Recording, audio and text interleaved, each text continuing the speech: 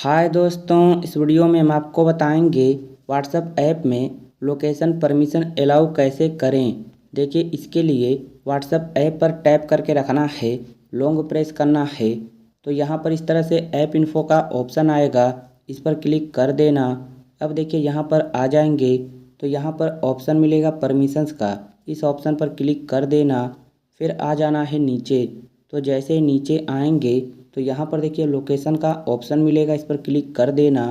तो अभी देखिए यहाँ सबसे नीचे क्लिक है डोंट अलाउ पर, तो जो सबसे ऊपर ऑप्शन है allow only while using the app का, इस ऑप्शन पर क्लिक कर देना। फिर आ जाना है बैक होम स्क्रीन पर और व्हाट्सएप में लोकेशन अलाउ हो गया। तो इस तरह आप आसानी से परमिशन अलाउ कर सकते हैं। उम्मीद करते हैं कि वीडियो आपको पसंद आई होगी, तो वीडियो को लाइक और चैनल को सब्सक्राइब कर लीजिए। एक अच्छा सा कमेंट भी कर दीजिए। Thank you.